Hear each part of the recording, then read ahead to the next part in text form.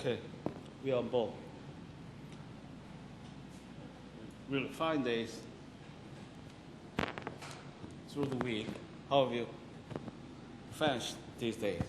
We chosen university now hosting the festival Rose Garden is a part of program conducted last night.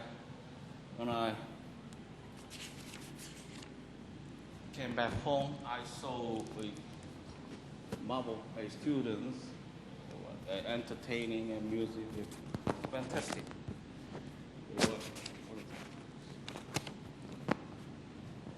So the Rose Garden serves very much local people and the students, actually. You see,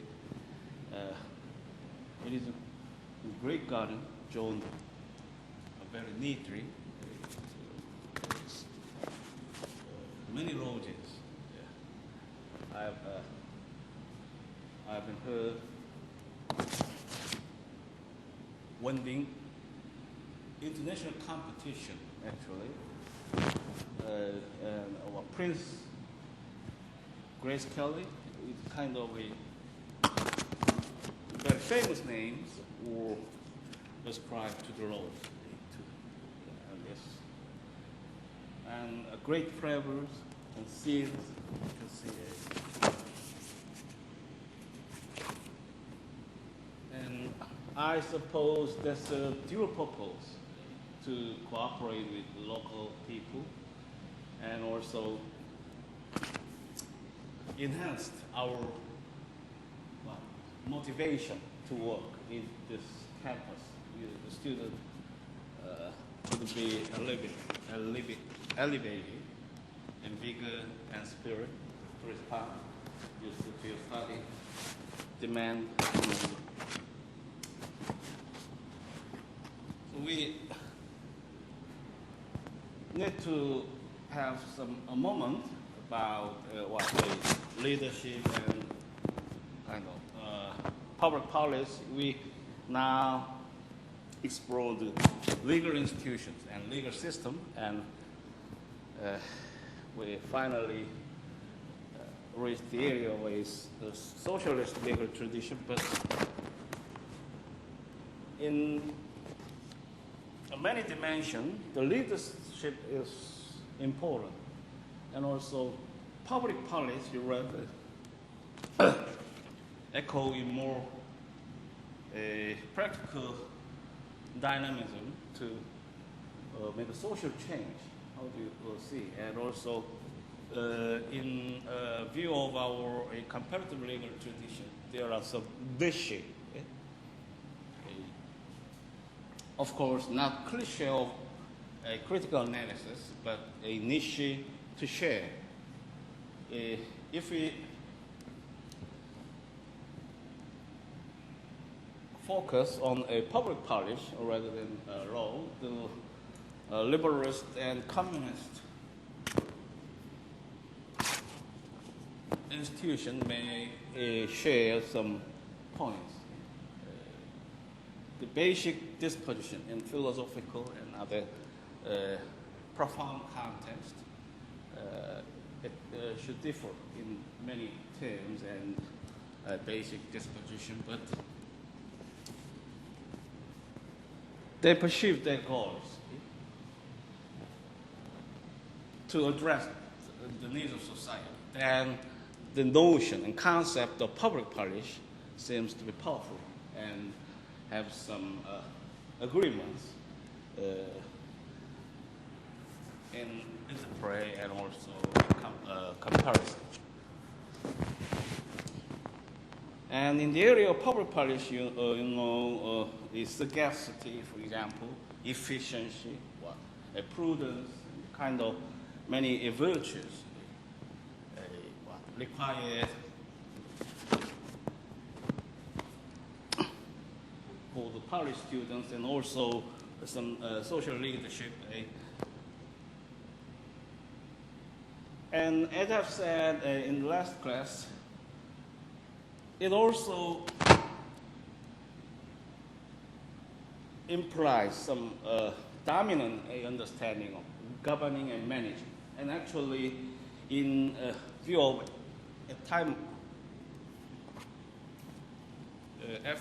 epistemology, etymology, and also linguistic approach, we could derive that point, and it is one of a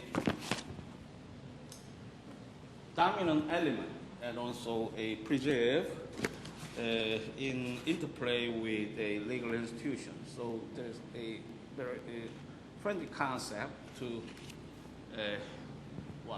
be interdisciplinary in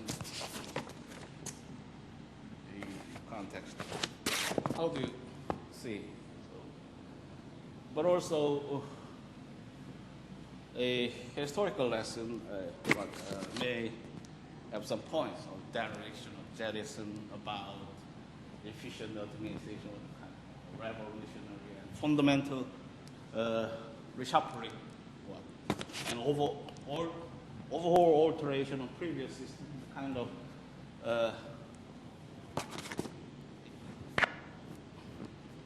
can it fall within the pure concept of public policy? So in that extreme light, we may think about kind of more philosophically, and then we also refer to kind of a classic discussion of liberty. Can you have the word a world policy, public policy world?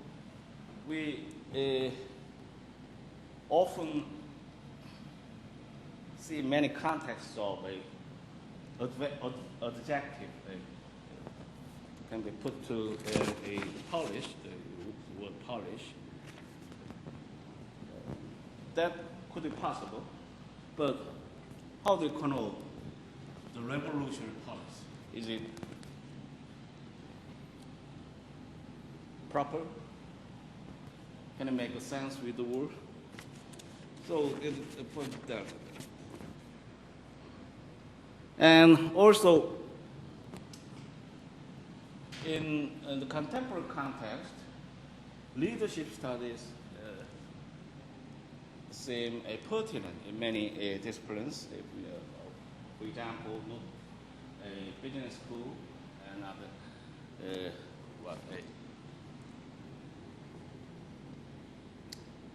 and I'm not sure of other disciplines, but might be on a history department or a political science, sociology. How do you understand that the leadership studies may have a great potential to disclose a true aspect of social progress and historical transformation of the kind of.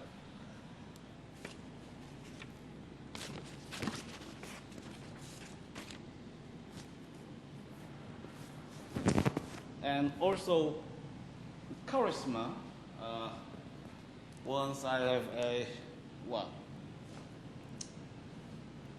show many features, public figures,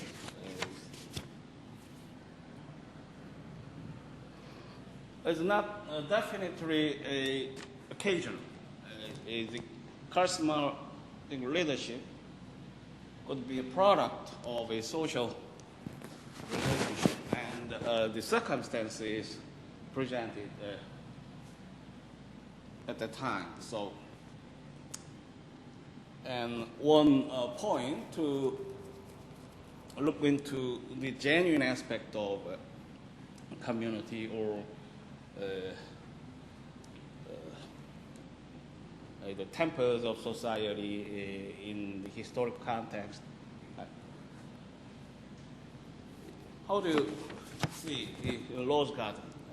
The campus leadership also now discussed in the context of the public policy.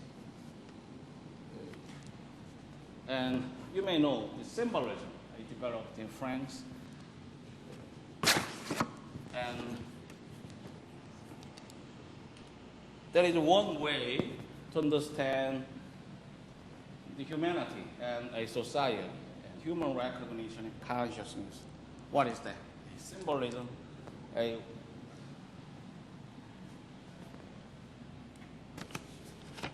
the extent of a metaphysics or a rhetoric, kind of dereliction or jettison in the ways of what? A language or a jargons, or could be settled to transcend in ways of symbolism. How do you agree? Do you agree? Interesting. And actually, Rose Garden, in my view, seems to be pertinent in the way you see. And it was Joel in financial assistance from a former chancellor of this campus. And interestingly, we are exhorted to visit and also exhorted to refresh ourselves. How do you agree? And one study reveals that interesting, labor management relationships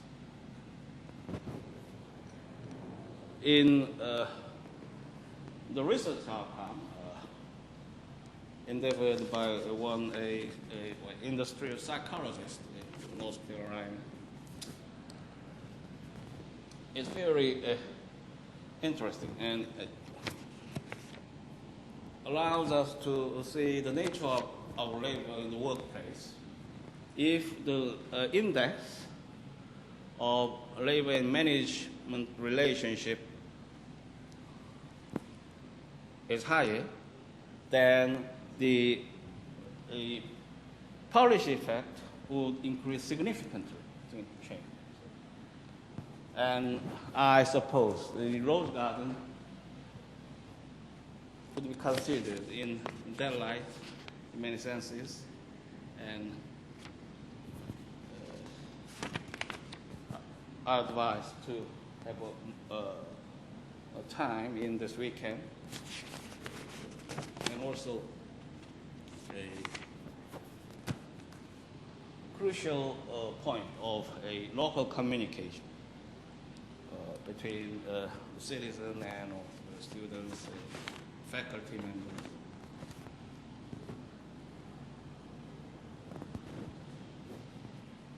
And it's interesting. And we actually situated in quite a transformative nature of society. So, what is that? I now utilize the modern technology to lecture, and also the government now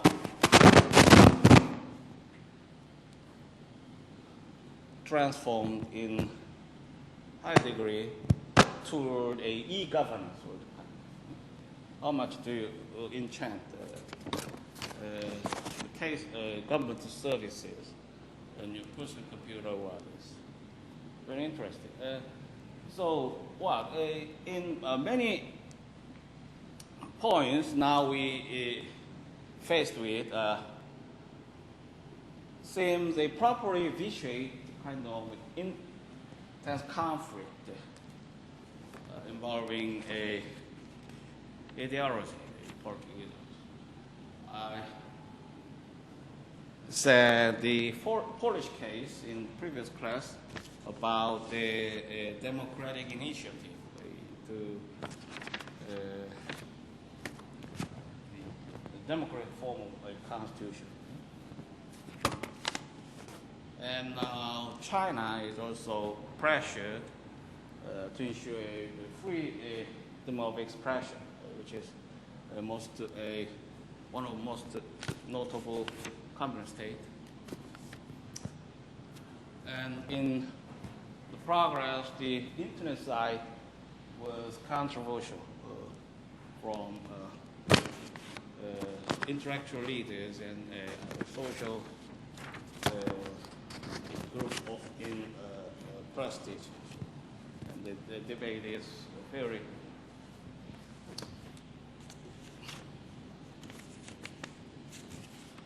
strong. Today, now, in some newspaper, the article explored kind of a historical study, Tocqueville. So, given the material prosperity achieved through the decades, we see some internal conflict. For example, many paradigm of a liberalist society, a freedom of expression, and the poverty problem, and income disparity, massive extent of income disparity, really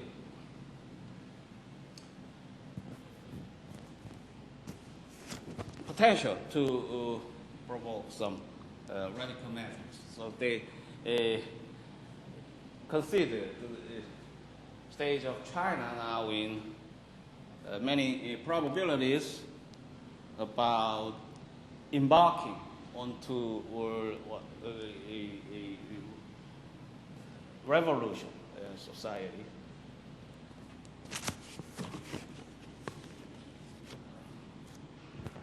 What composed condition proper to provoke a revolution? Tocqueville addressed the kind of question in some of his experience and insights through the history. So may offer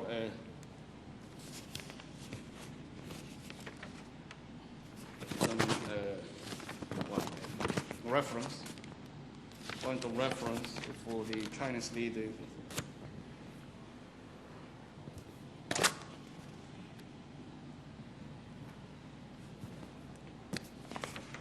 And have you seen the news article this morning? Joe Biden was vice president, but a senior politician, one of senior politicians who was respected, now some public sentiment about his seniority and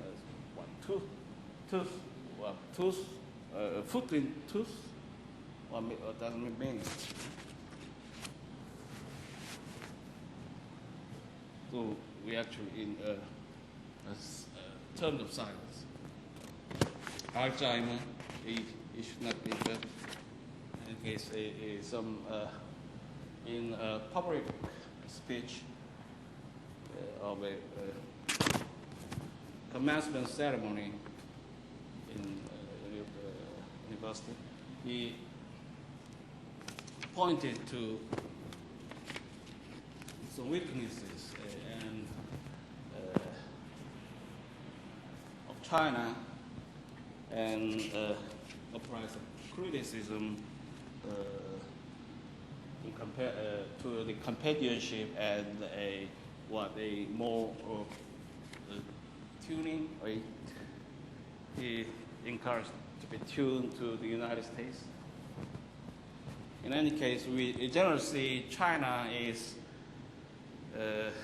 a rising power and now follows the modality to the United States. Do you agree? It could be lessened, but maybe received as a criticism. So a Chinese student in the university now filed an appeal and through the public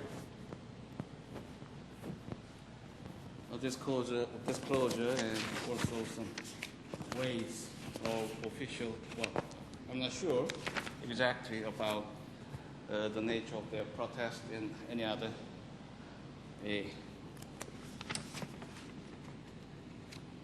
And Joe Biden, as a vice president, is expected to lead the Senate of the United States, and he so politically centered to manage the uniformity of federal system in one sense, but actually is not practically powerful, unlike the Congress of China. He presides the Senate session and also assist presidency in. But constitutionally, it was not assigned in any definite terms of a power. But that is, of course, one of a constitutional issue. If we, the executive branch is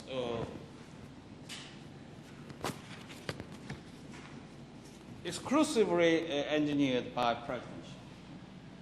In literal expression of Constitution, that is true. But how to consider many bureaucrats and other, and particularly independent counsel, one of a legislative judiciary, or it is an Article 3 call, and in hierarchy, they may term as one of executive branch actually, but they are responsible to exercise an independent power, and also there are many institutions in bureaucratic terms. How do you consider kind of authority in terms of a constitutional issue? So, of course, the vice president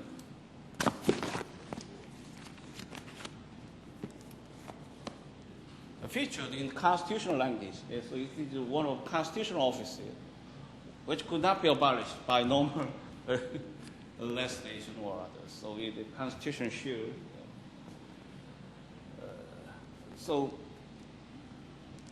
And new perspective of modern administrative wise may transform the understanding of a United States Constitution in similar ways of the Korean Constitution or the European continental state.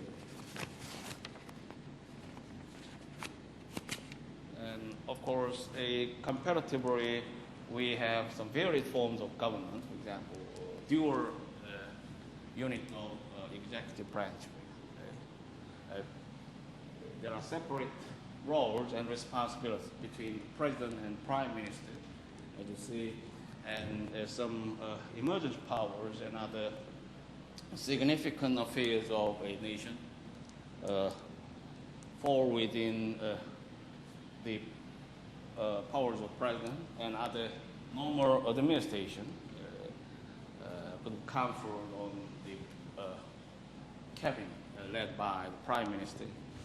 So institutional agenda could be adapted to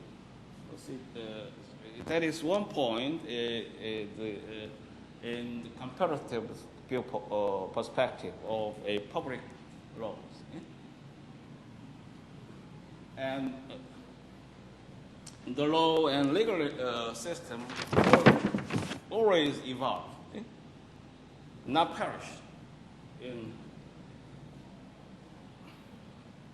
the belief of competitors. But now the ideas of a communist nation, particularly Soviet Russia, considers in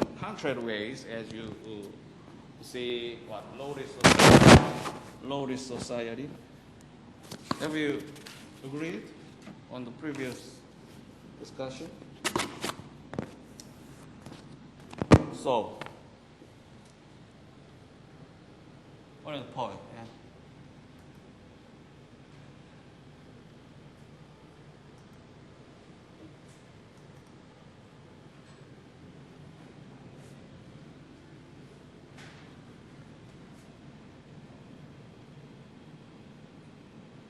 And we will touch on more extensively the legal structures of a union. So you can see some eyes of comparison between the Vice President of the United States, who is the head of Senate, and President of Soviet Russia. Also, a deputy, congressional deputy in Russia. So it is practically distinguishable. You'll see later, and their role is very significant in the progress of relaxation and the Soviet deputy.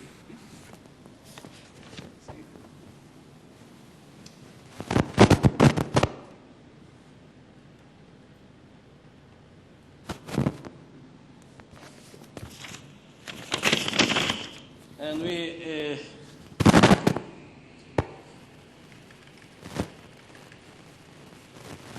are in the section of historical foundation of the socialist legal system, and I have presented in 3 stages to facilitate your grasp.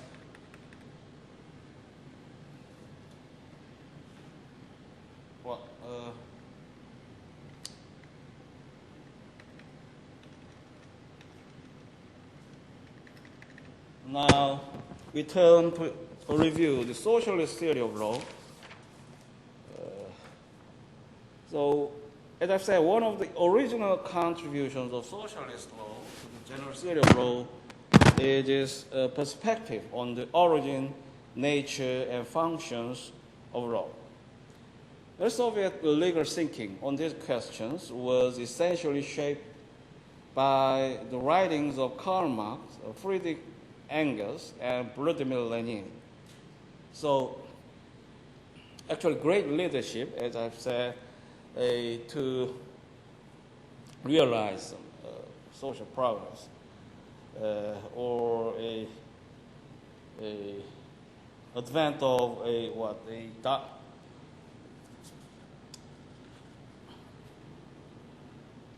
new international politics. Very unfortunate to our case. And subsequent Soviet and our socialist legal thinkers, notably Pashkunas and Mao Zedong, have made further refinements in this general theory. In this section, we search Marxist-Leninist theory of law for answers to the following jurisprudential questions. What is law? What is the nature of the relationship among law, politics, economics, and morality? What is the relationship between natural law and positive law? Most positive law reflect a public morality for it to be legitimate. Is it an immoral law at all? Under what circumstances, if any, do citizens have the right to disobey the law? So it is a provoking question you usually encounter in the class of legal philosophy. So you are a civil, familiar with civil disobedience and other concept, as I mentioned previously, regicide or rebel, right to rebel fundamentally, propounded by John Locke. Then is the concept viable in the context of a Soviet legal system? is there a zone of individual privacy that is or ought to be shielded from governmental regulation? Will there be law on the communism? For purposes of clarity and emphasis, we will analyze these issues in two segments. The first will restate uncritically the basic tenets of Marxian legal theory on the questions posed in the foregoing paragraph. This will be followed by a more detailed discussion of each of the positions expressed in the first part. So we have some useful point to see the nature of a communist legal theory.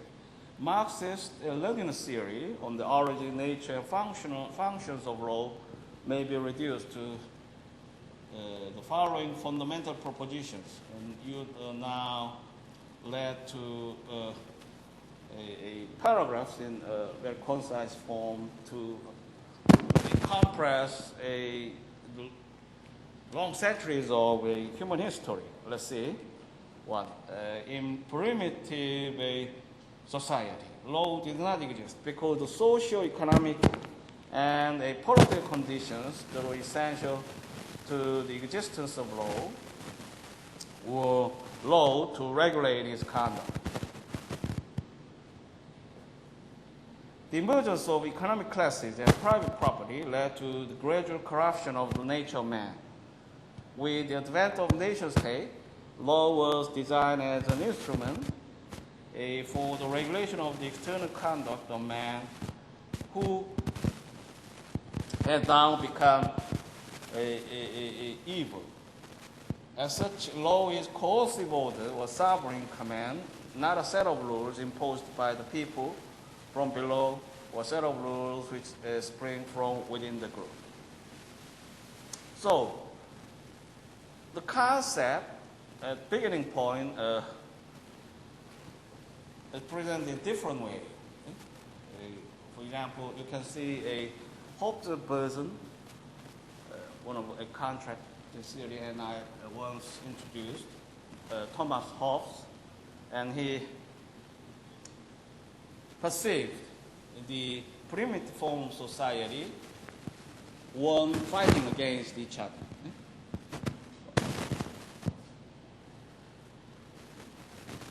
They do not utter a hate speech or fighting words in the modern context of a constitutional theory, but they may apply physical force to rob other people and may kill the others in the interest of its person. So it's what of chaos, but what is Marx's point? Okay? It is peaceful and also communal tranquility to subsidize their needs, no property concept. And in any case, they agree to progress on the role of society in limited context. From the standpoint of our understanding in this time. Limited state. What is the role of limited state? Around the early ages of capitalist society, they have to perform their mission trusted by the society members to prevent against the theft in the night. And fairly reduced to the Polish law in early times. So we had laws to govern the society, the point. And also, during the next three post-primitive phases in the development of human society, slave society, feudalism, and capitalism. It is dogmatic and stated in grossly abstract terms, but it has possessive power in some sense, centering on the mode of production and consumption, the relationship and all. The existence and functions of law are closely associated with the exploitative character of social, economic, and political character of this society. Even though a causal connection no longer exists between the social, economic, and political environment, the socialism, and man's evil nature.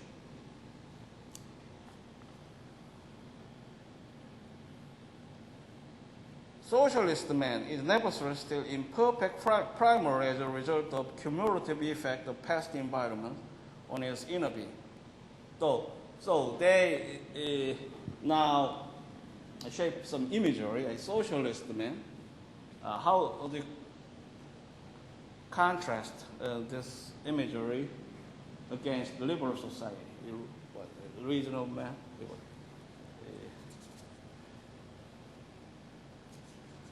And so this type of humanity as idealistic and also conscious, not to be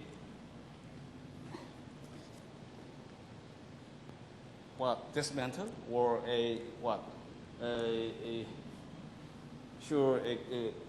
have confidence, not to be perturbed by a prurient or a commercial interest.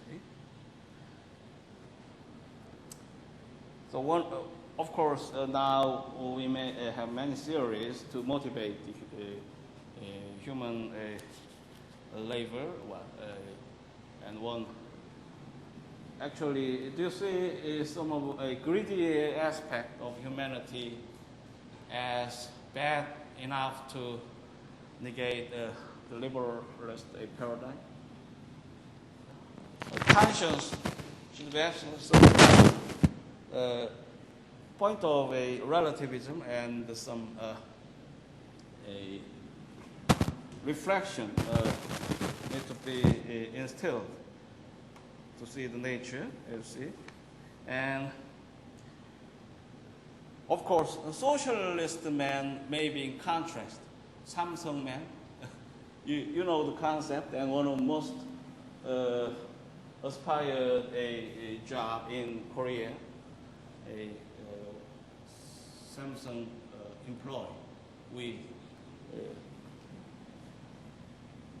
call them Samsung men. They issue the heavy job, a higher pay, relatively sharp, and prestige, top in the society. We in Korea now discuss in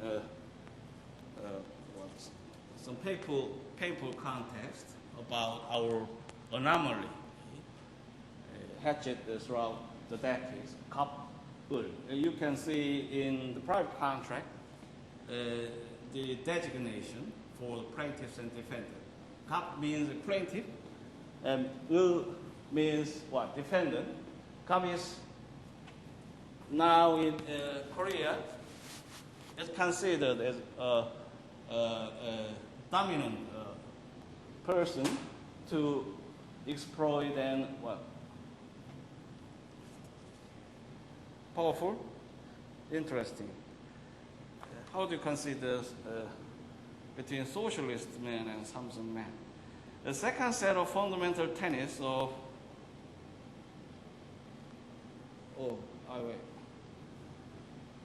should be here.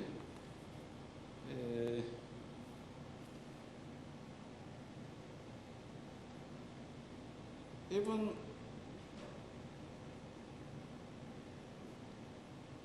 socialist man is nevertheless still imperfect primarily as a result of cumulative effect of past environments on his inner being.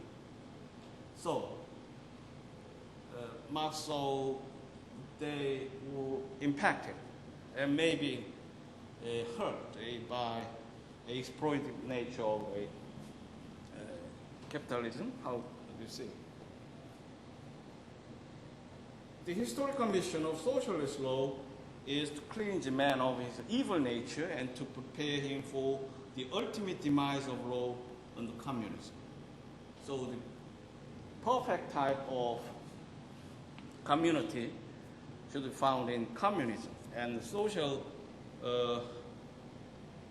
may bridge to that ideal. How do you see? The second set of fundamental tenets of Marxist-Leninist jurisprudence includes the following.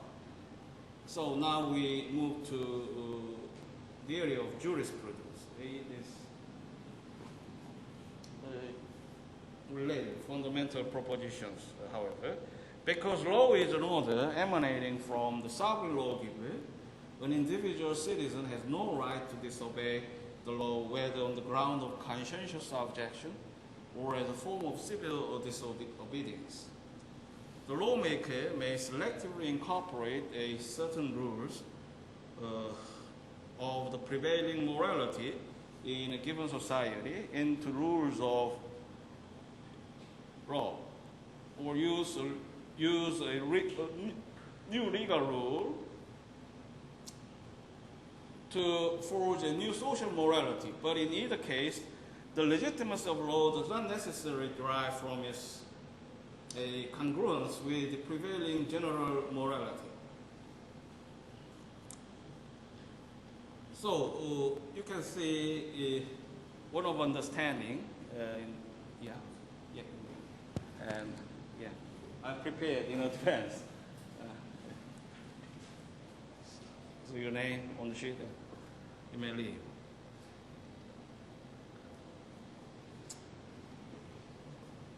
So, as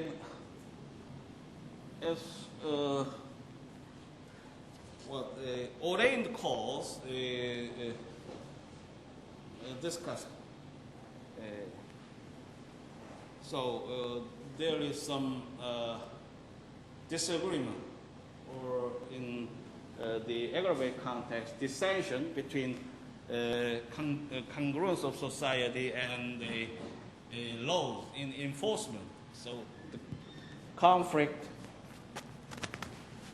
and tension may exist. How to resolve the case? And one of topic agonizing the legal philosophers usually in that case.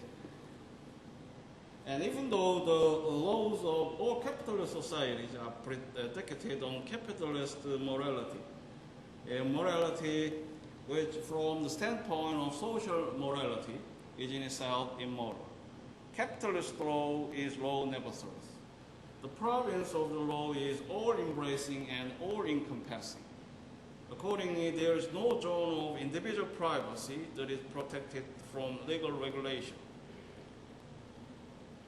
So their understanding goes general in some sense, and that is a controversial point across many areas of law, particularly the law of privacy now is a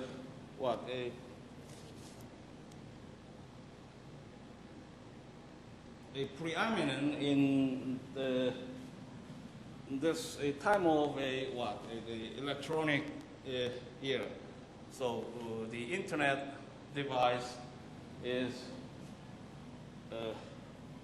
usual among our neighbors, and many times actually was spent as a dominantly influence our mode of subsistence actually. And there are many points to follow up with a private question, how to ensure the privacy in the internet space and others, and many, of course, ancillary problems to consider. But in any case, it is a general understanding of communists about law. So A lawmaker, however, may impose certain limitations on its power to legislate on certain matters of individual privacy. Subject to such self-imposed restraints, the power to the sovereign to legislate is absolute. No area of human conduct lies outside the reach of the law. As to the relationship between natural law and positive law, the Marxist-Leninist does not share the view that natural law is superior to the laws of man. To him, no law stands above a positive law. The power of the sovereign to enact laws is neither governed by any divine destiny nor it is subject to any limitations imposed by non-existent divine law. So you have some views as a determinatory a concern with a legal positivism around the 1930s in European continent and also. So they share in the perspective some agreeable point entirely. So there is also one strand, actually weakness, now being critiqued by many liberal legal theorists. In Lenin's characterization, law is, in the final analysis, a political pressure. It is concentrated politics. So they saw the legal device as a very powerful and a scale influence to sustain the bourgeoisie society, actually. So they fear from bourgeoisie law in some cases, and they mighty power based on what they so also superstructure in some other sense is the words of Engels. In the final analysis, everything that is legal is rooted in politics. In other words, to the Marxist-Leninist, lex est ancilla political. In Soviet literature, you can see the word. So,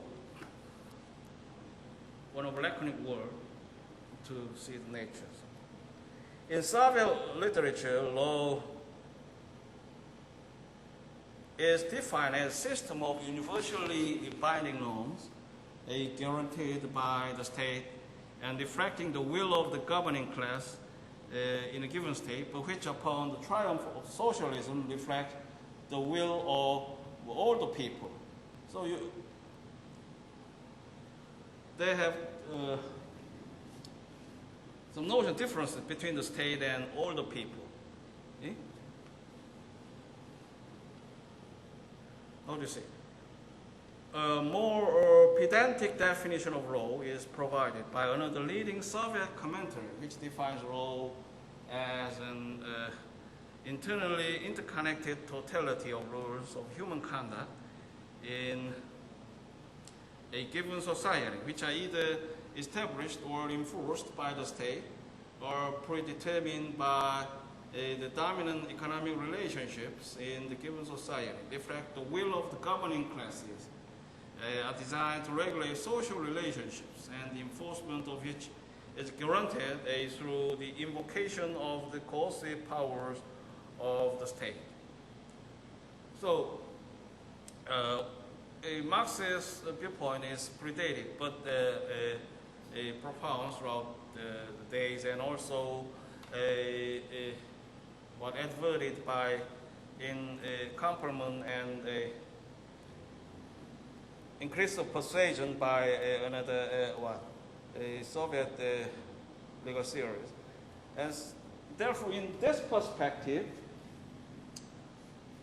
so the law temporary essential and a scale, a potential which have the potential to influence scale of the society and man. So they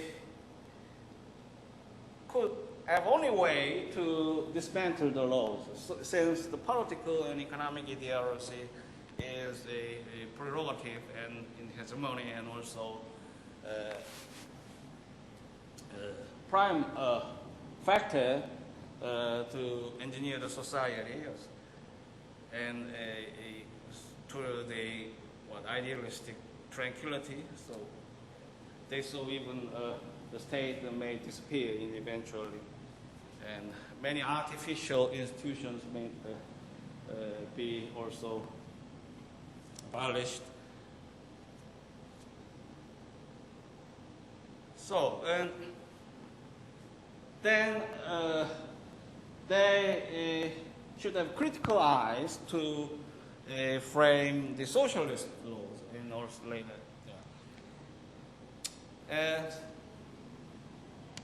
And also antagonism may intensify between different system of laws.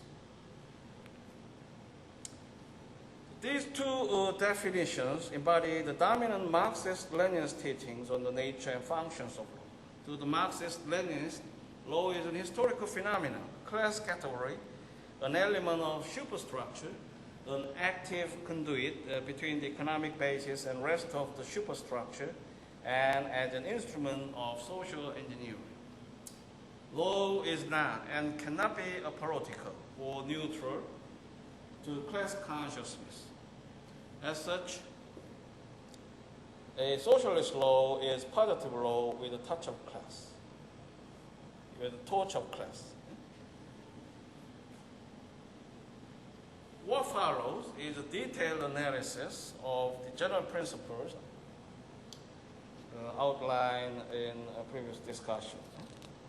Everything stated here has been detailed from Soviet literature, and it presented without comment to enable the reader to gain insight into socialist perspective. The first point deals with the historical nexus between the state and law. So the ways of presentation is also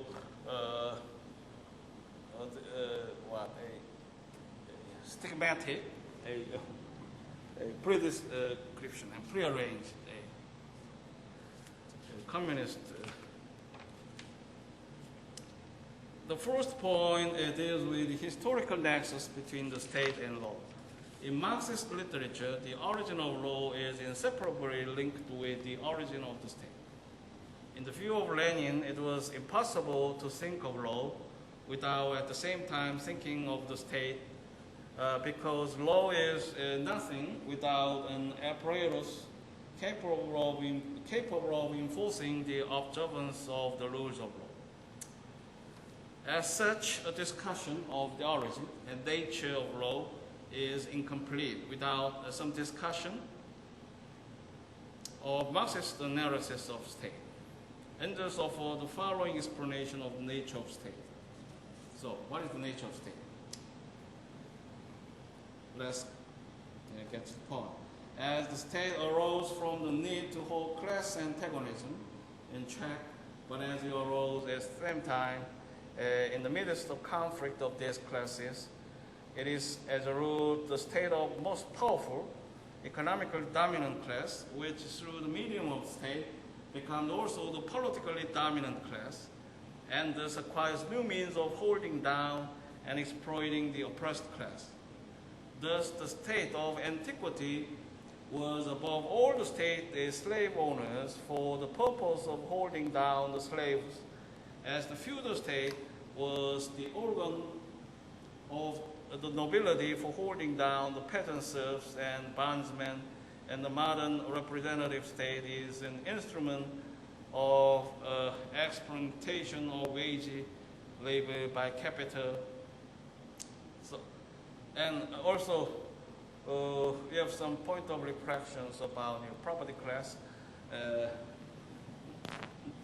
They should be distinct from a continental laws of Europe, but there are many remnants and ancient institutions, not practically pauper, but still in dominant forms, and many new dealings of achievement has been realized by court. The property, the structure of property law is given fundamentally from the feudal letter system. You see, so they inherit. And that is less case in the continental law of Europe. Of course, there are some points in a convergence in terms of a competitiveness of a private law. So, United States now have a recording statute and to address in some uniform fashion toward the type of a civil law system. But actually, in a fundamental basis, the common law structure is determinative and inheritance. And at that point is also one of vegetation by mass, which increase the prurient and commercial interest of individual. So proper concept is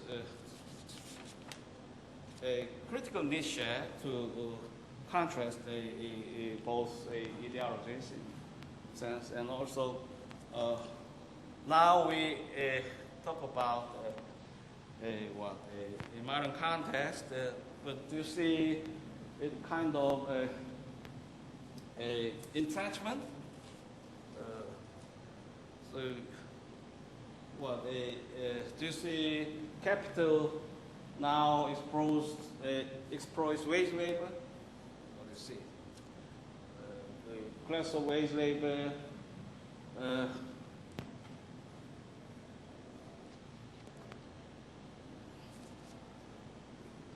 they should continue through the generation to generation. New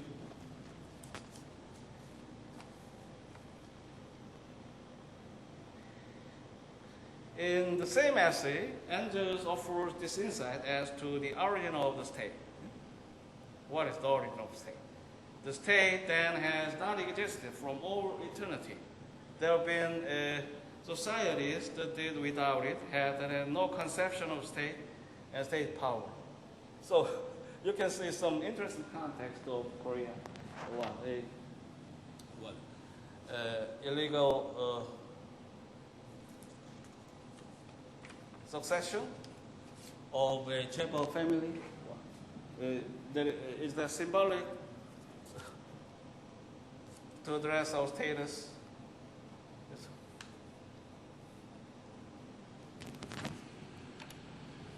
How do you consider the fairness or a concept of conscience, or we also combined with some liberty?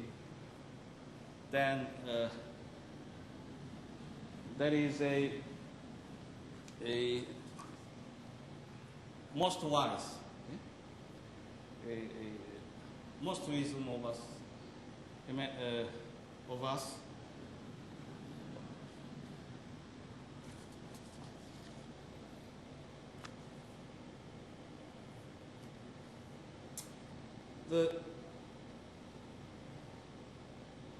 At a certain stage of economic development, which was necessarily bound up with the cleavage of society to classes, the state became a necessity owing to this cleavage of society.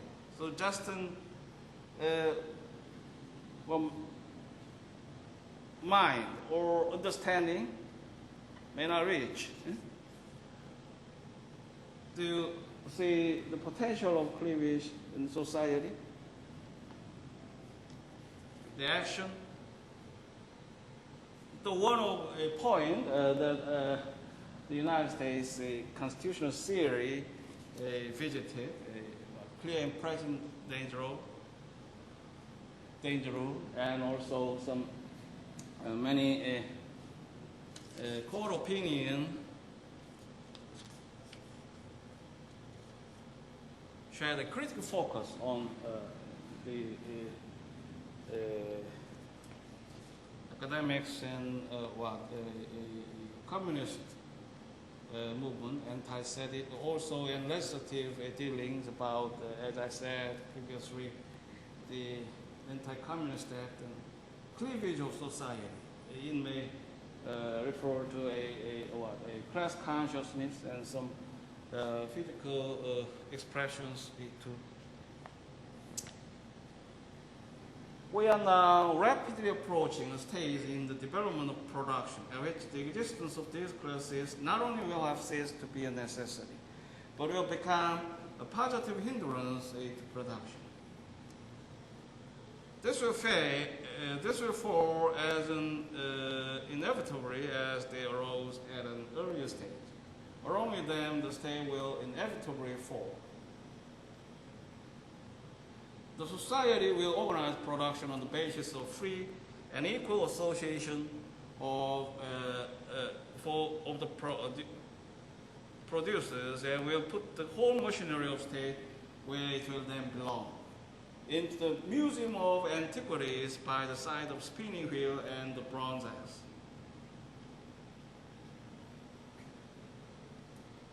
How do you imagine over this statement and introduction? This theme is echoed in all Soviet writings on the subject. In doing so, modern Soviet commentators underline the fact that the emergence as well as the continued existence of law was prompted by the perceived need for a social regulation of external conduct of men. In a given society, depending on the level of social organization, human interaction is regulated through resort to different types of norms: moral, social, customary, and legal. Law, as a form of a social regulation of human conduct, emerged only in a class society. Law did not exist and could not have existed in pre-class society. The existence of law is not synonymous with the existence of human society. The latter predates the former and will ultimately outlive it.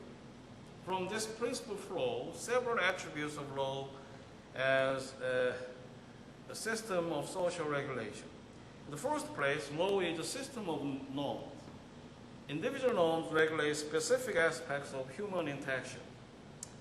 As used in the context, the term norm is tantamount to binding rule of conduct and is interchangeable with term legal law. A totality of these legal norms constitutes what is known as the law. Second, law is a system of universally binding norms. Legal norms embody rules of general applicability. This means the legal rules are binding upon all persons who fall within their sphere of operation.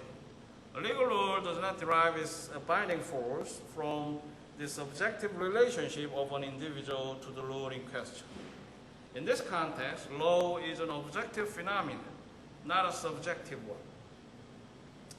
When a court decides a case, what it does, in fact, is to apply the provisions of legal rules to a concrete set of facts. It does so without the consent or of the objection of parties to the dispute. The ruling of the court in a particular case is binding only on the parties to the dispute. Because such a ruling is not binding erga omnes, it cannot be considered to be a legal rule.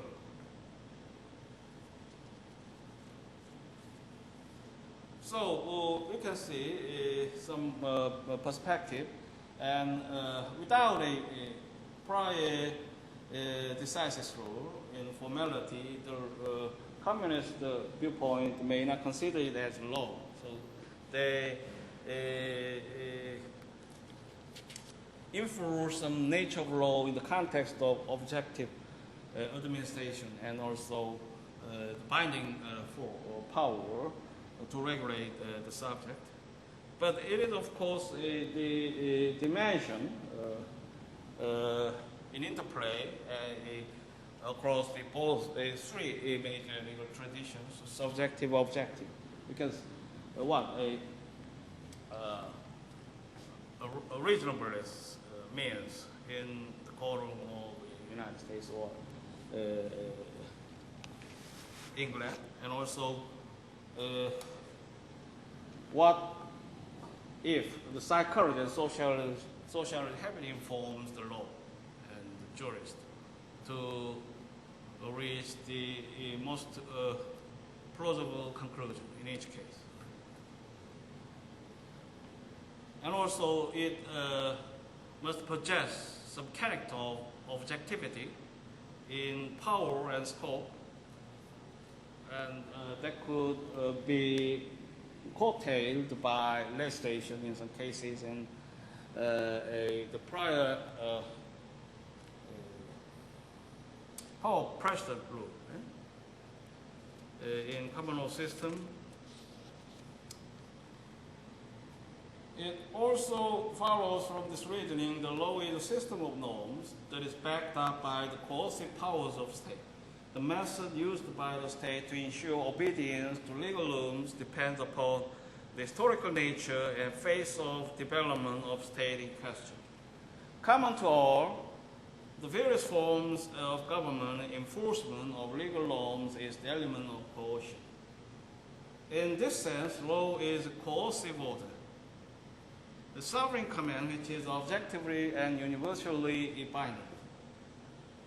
There cannot be law unless there is an apparatus that will compare compliance with these rules.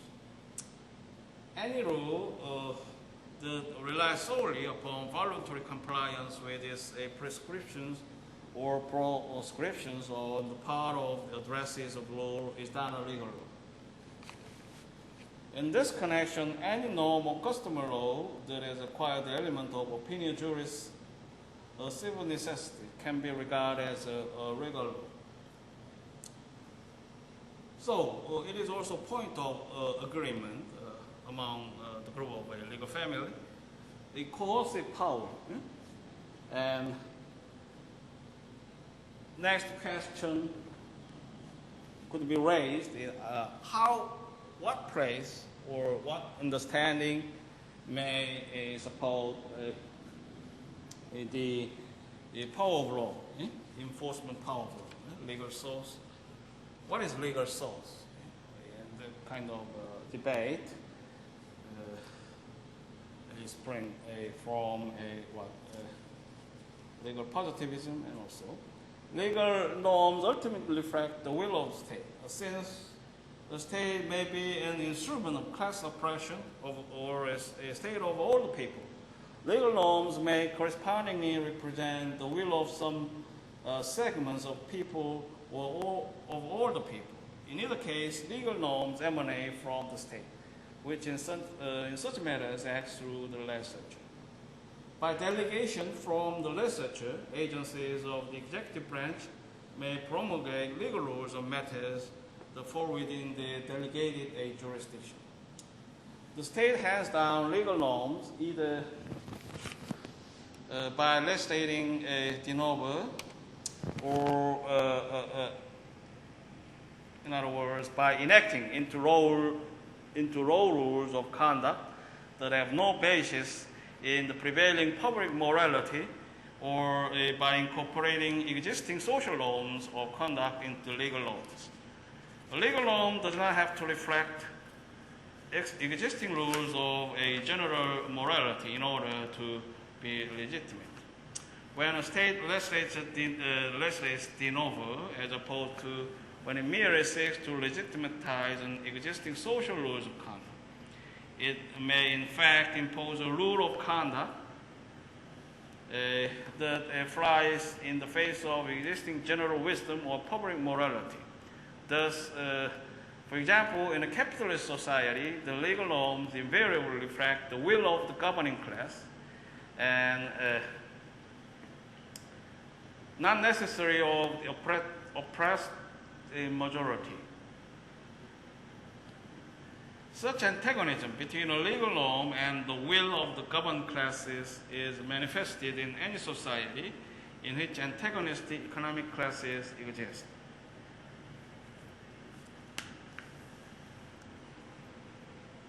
It is only in an advanced socialist society that legal norm begins to reflect the will of the whole people. So in purview of a communist legal perspective, a norm of customer law does not necessarily emanate from the state. However, in order to exist as a legal rule, it must enjoy protection of the state. Any norm of customer law that conflicts with the rule of legislative law or conflicts with the state's public policy must yield. So some incident legally recognizable to confer the binding power by the state authorities. So in some cases, they see the point, court found the customer law as law in the specific dispute, and also they may have a hypothetical time element about the general understanding of customer law by common people. And furthermore, law is a system of norms which operates as a class regulator of social relationships. Law regulates relations only in a class society. In a society in which there are antagonistic classes, law serves as an instrument of class oppression. In a socialist society, once the class of exploiters has been liquidated, law operates as a social regulator of relations between friendly classes and as an instrument for combating the relics of the past in the lives of the citizens. What? Friendly classes. What does it mean? You see? Go.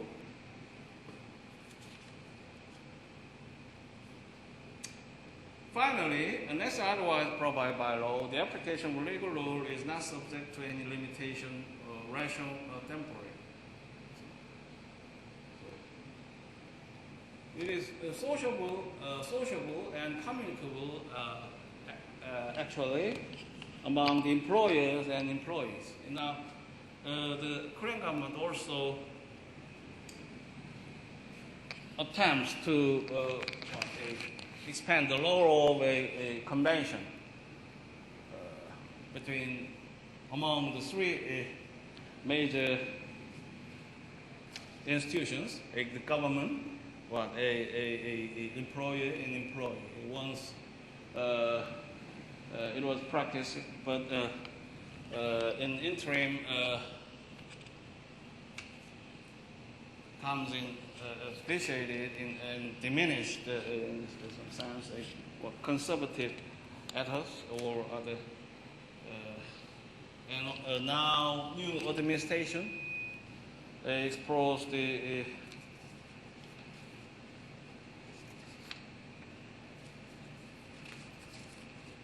that initiative to invigorate its interplay and also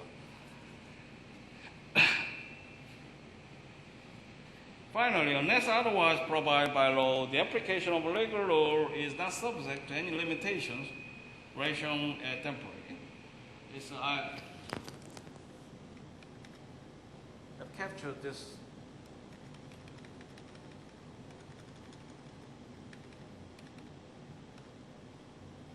four terms simply, but would have to enlighten your understanding, I suppose. It operates until such time that the lawmaker expressly repeals it, or it is effectively preempted by a subsequent legal law.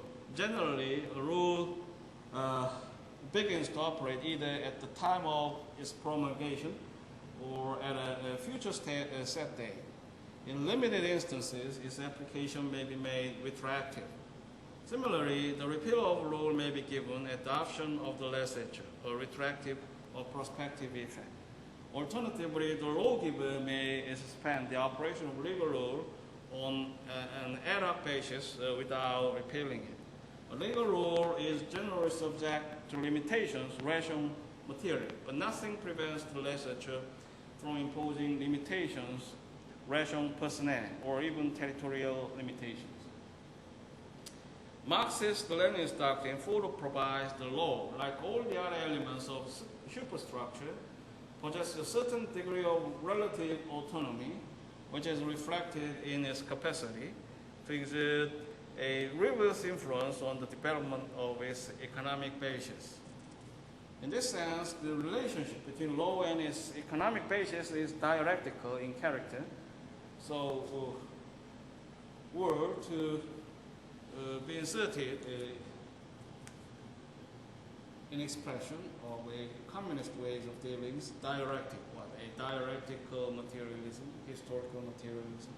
As an instrument of social regulation, law is used to consolidate, organize, and protect the dominant social relationship in a given society, as well as to facilitate the development of such relationships in accordance with the demands of the economic basis. In addition, law also assists the state in its effort to combat those social relationships that are incompatible with the demands of social basis or with the interests of ruling class, or as the case may be in the advanced socialism, with the interests of people. So, let me make an excuse. We have a small pages to get further. It will require some more minutes. Let me complete in any case. Historically, each socio-economic phase in the development of human society has its own law, which is typical of that phase law. The evolution of law has gone through several historical phases: the law of slave society, feudal law, bourgeois law, and socialist law.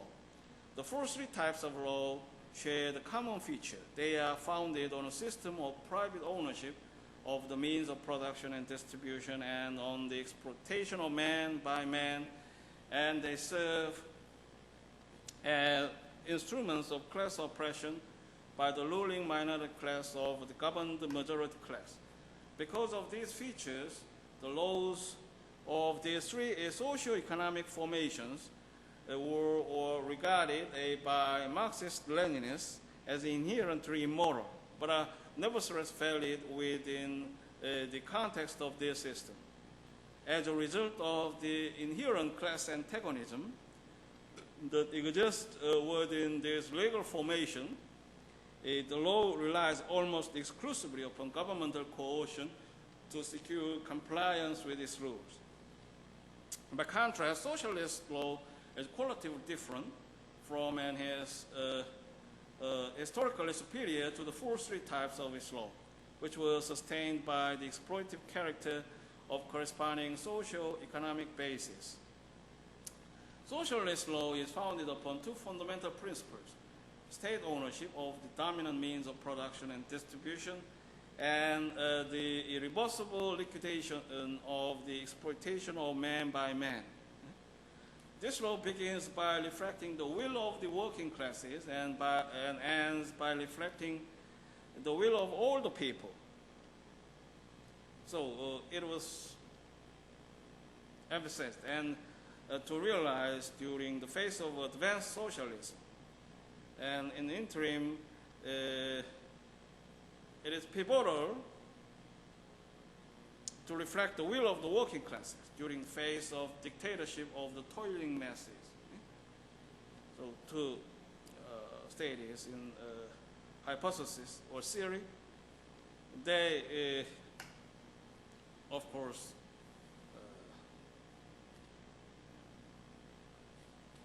see it in a practical context. Socialist law is a scientifically organized system of law. It is a genuinely democratic, and in all of its aspects, it exudes real humanism. Unlike all previous types of law, socialist law does not seek to perpetuate the socio-economic status quo. Rather, it seeks to pave the way for the advent of communism, a classless, lawless, and statist society of free individuals. Because socialist society is characterized by the historically unprecedented absence of class antagonism, socialist law relies less on governmental coercion to secure compliance with its rules. For its enforcement, socialist law relies on the force of its moral authority, the communistic consciousness of citizens, the general conviction of citizens about the rationality and benevolence of norms, of various forms of social pressure, and a high level of legal culture among the citizens. As the socialist state advances toward communism, resort to governmental coercion as a method of enforcement of the legal norms, a progressively recedes to the background. In theory, socialist law is expected to go through different phases in its development. During the period of transition from capitalism to socialism, it operates in the form of proletarian law, the law of dictatorship of the proletariat. Once all of the classes of exploiters have been physically liquidated, it develops into law of all the people. The laws of the individual socialist countries are at different phases. So, in the process, the working class is considered pivotal to lead the society.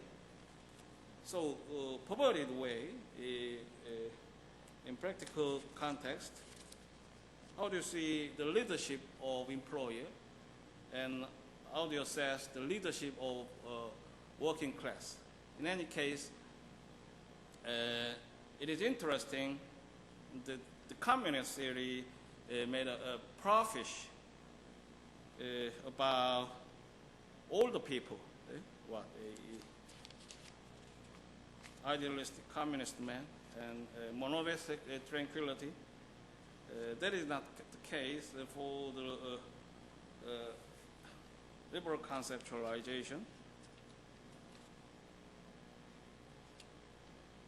The laws of the individual socialist countries are at different phases in this historical progression.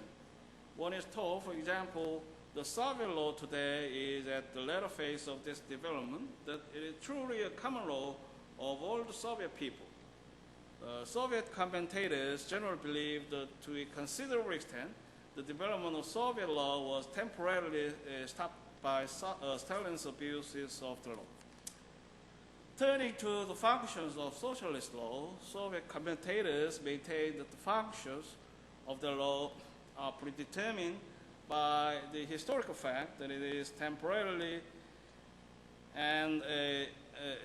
sandwiched between bourgeoisie law and the anticipated demise of law under communism. Its functions are therefore both backward-looking and forward-looking. Socialist law serves as a faithful servant of socialist state, and as such is used by the state in the promotion of its goals. The functions of socialist state, which also correspond to the functions of socialist law, may be divided in two spheres, domestic and external. Socialist law consciously operates as its own gravedigger.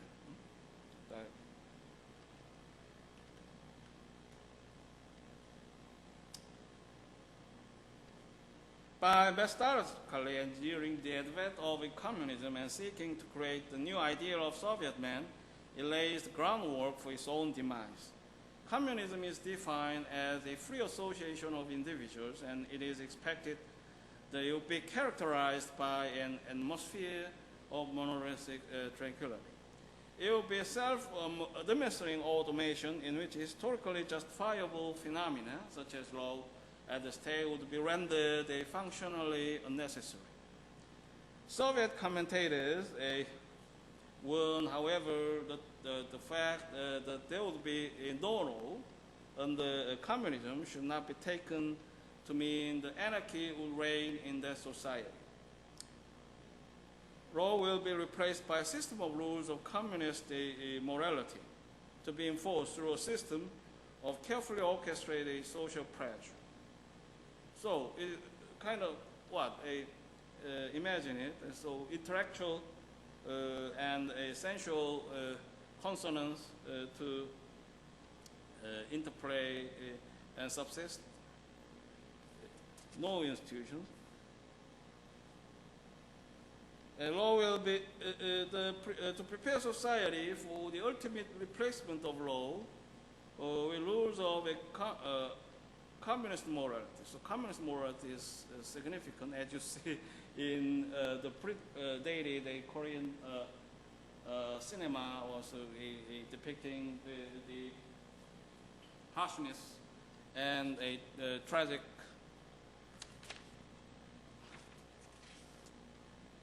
events frequented during the Korean War. So many they showed it in a role of a communist army, a northern communist army, and prototyped the group of local people. You are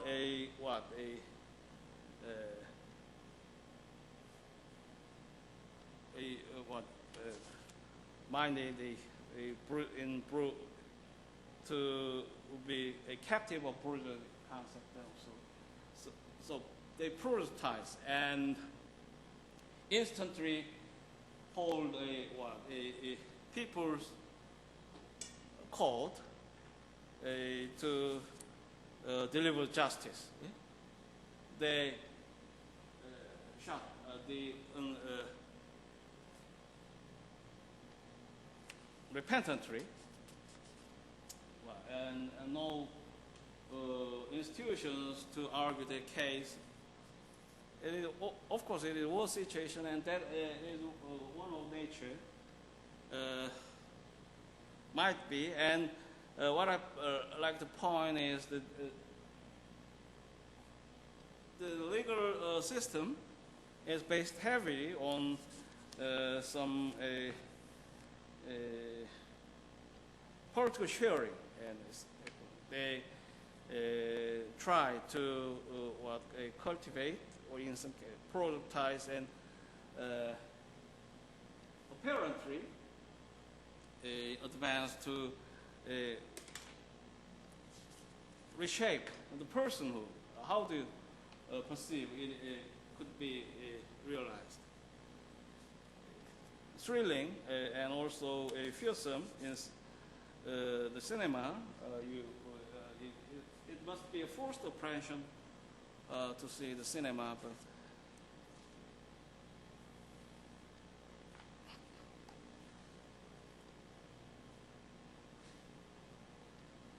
so where are we now? What? It would be a self-administering automation, so monolithic tranquility, in which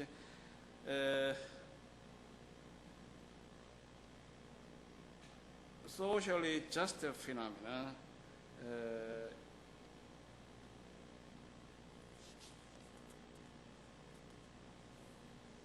is necessary eventually.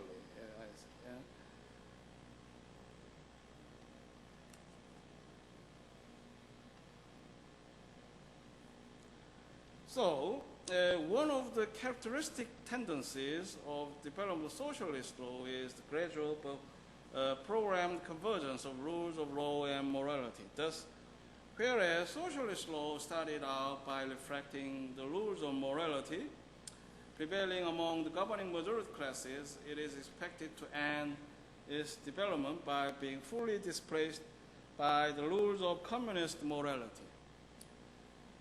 The emphasized state of affairs in the communism is on the surface similar to the condition that prevailed during the primitive society. In both societies, economic classes, private property, the state, and law would be non-existent. In both systems, governance would be by non-legal rules of morality. Because of the consensual nature of these rules, they will not be enforced through any form of governmental coercion. These similarities have prompted some commentators to refer to the pre-law society as a form of a communism. To the Marxist-Leninists, however, the primitive society represented not communism, but communalism.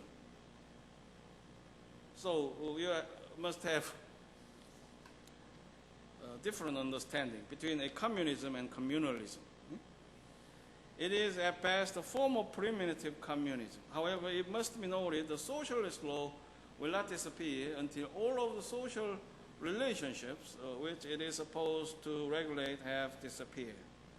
The withering away of law presupposes the withering away of the state, of economic classes, and of private property, as well as the advent of the ideal communist man. Until all of these historical preconditions are met, socialist law will remain.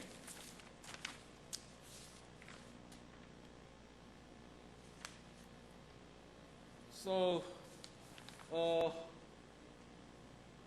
we completed, and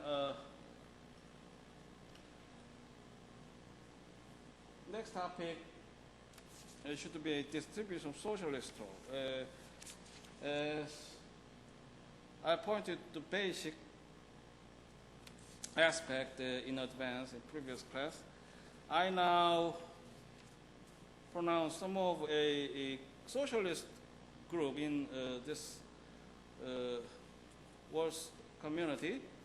So you may check their transformation, if any, to see if they possess a real quality of a communist legal family. So, for example, USSR, or Poland, Bulgaria, Hungary, Czechoslovakia, Romania, Yugoslavia, the German Democratic Republic. It was demised, and now the Germany achieved the unification, not East and Western Germany now. Albania, the People's Republic of China, the People's Republic of Vietnam, the People's Democratic Republic of Korea, Mongolia, and Cuba. The youngest socialist system within this group is Cuba.